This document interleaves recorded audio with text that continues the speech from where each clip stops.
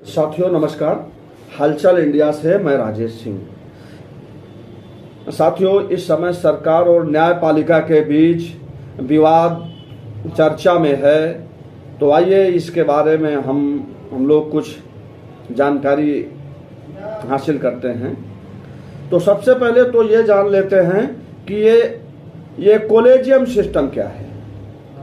तो जजों की नियुक्ति से संबंधित कुछ मामलों की सुनवाई के बाद कॉलेजियम सिस्टम अस्तित्व में आया है। यह संविधान या संसद की ओर से लाए गए किसी विशेष कानून में वर्णित नहीं है। सुप्रीम कोर्ट कॉलेजियम 5 सदस्यों की एक बॉडी है। इसका नेतृत्व देश के वर्तमान मुख्य न्यायाधीश CJI करते हैं। बाकी 4 सदस्यों में सुप्रीम कोर्ट के 4 अन्य मोस्ट सीनियर यानी वरिष्ठतम न्यायाधीश शामिल होते हैं। उसी तरह एक हाई कोर्ट के कॉलेजियम का नेतृत्व वर्तमान चीफ जस्टिस और उस अदालत के अन्य 4 सीनियर मोस्ट जज करते हैं। सुप्रीम कोर्ट और राज्यों के हाई कोर्ट में जजों की नियुक्ति और उनका ट्रांसफर इसी सिस्टम के तहत होता है। कॉलेजियम की ओर से नाम तय करने के बाद ही इसमें सरकार की भूमिका होती है। हाई कोर्ट कॉलेजियम द्वारा अनुशंसा किए गए नाम सुप्रीम कोर्ट के चीफ जस्टिस और सुप्रीम कोर्ट की कॉलेजियम की सिफारिश के बाद सरकार तक पहुंचते हैं। कॉलेजियम की ओर से अनुशंसित जो नाम होते हैं उन पर सरकार आपत्ति भी उठा सकती है और उन पर वो जो नाम होते हैं उन पर स्पष्टीकरण मांग सकती है। लेकिन कॉलेजियम अगर फिर से उन्हीं नामों को दोहराए तो सरकार संविधान पीठ के फैसलों के तहत जजों के रूप में उनकी जो नियुक्ति होती है उसके लिए बाध्य होती है। अब मामला ये है कि कॉलेजियम की ओर से जज के तौर पर नियुक्ति के लिए भेजे गए नाम पर सरकार की ओर से कोई फैसला नहीं लिए जाने पर सुप्रीम कोर्ट ने अपनी नाराजगी जताई है। कोर्ट ने सरकार की खिंचाई करते हुए कहा है कि इस तरह से नामों को रोका नहीं जा सकता। ये जो भी सिफारिशों का ये जो पेंडिंग है, ये पेंडिंग रखने की कोई वजह नजर नहीं आती है। सरकार के समय पर फैसले न लिए जाने पर अक्सर लोग अपना नाम वापस ले लेते हैं, जिससे न्यायपालिका को काबिल जजों की सेवाओं से वंचित होना पड़ता है।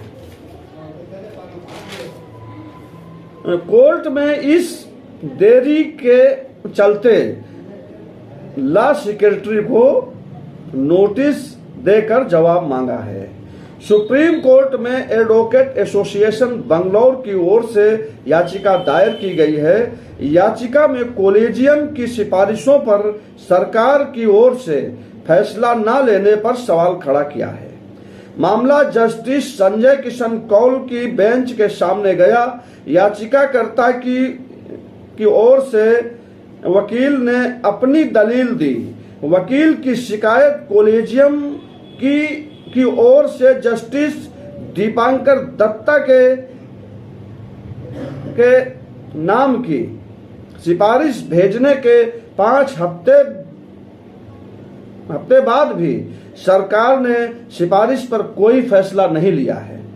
कहा गया है कि सरकार के खिलाफ अवमानना की कार्रवाई होनी चाहिए। हालांकि अभी तक कोर्ट ने अवमानना का कोई नोटिस नहीं भेजा है, पर लॉ सेक्रेटरी को नोटिस जारी कर जवाब मांगा है। इस दौरान कोर्ट का कहना था कि अभी केंद्र सरकार के पास 11 नाम सिफारिश के लिए पेंडिंग है। इनमें से एक सिफारिश सितंबर 2021 में भेजी गई थी। 10 नाम ऐसे भी हैं जिनकी एक बार सिफारिश की गई, सरकार ने दोबारा उनके पास इस पर विचार करने के लिए वो नाम फिर भेजे गए हैं। सरकार की ओर से फैसला लेने में होने वाली देरी के चलते ऐसे वकील अपना नाम वापस ले लेते हैं। सरकार कॉलेजियम का जो सिस्टम है उसमें बदलाव करके जजों की नियुक्ति पर अपना हस्तक्षेप बनाना चाहती है। ये मामला 2014 में भी उठा था। तब सरकार ने सुप्रीम कोर्ट और हाई कोर्ट में जजों के जो ट्रांसफर होते हैं और जो अपॉइंटमेंट होते हैं उनको लेकर राष्ट्रीय न्यायिक नियुक्ति आयोग अधिनियम बनाया था। हालांकि एक साल बाद ही 2015 में सुप्रीम कोर्ट ने इसे असंवैधानिक करार देते हुए खारिज कर दिया था और इसे न्यायपालिका के कामकाज में हस्तक्षेप बताया था।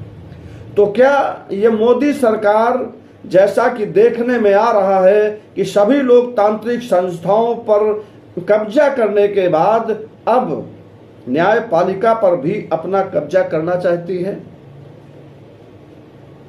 ये आगे देखना है सरकार अब क्या जवाब देती है और ये कहां तक ये जो स्थिति बनती जा रही है, टकराव की स्थिति बनती जा रही है, इस पर क्या निर्णय होता है। तो ये आगे देखिए होता है क्या। ऐसी ही तमाम जानकारियों के लिए हमारे चैनल को अगर अब तक सब्सक्राइब नहीं किया है तो अभी सब्सक्राइब करके बेल आइकन घंटी जैसी आकृति को दबाएं। धन्यवाद।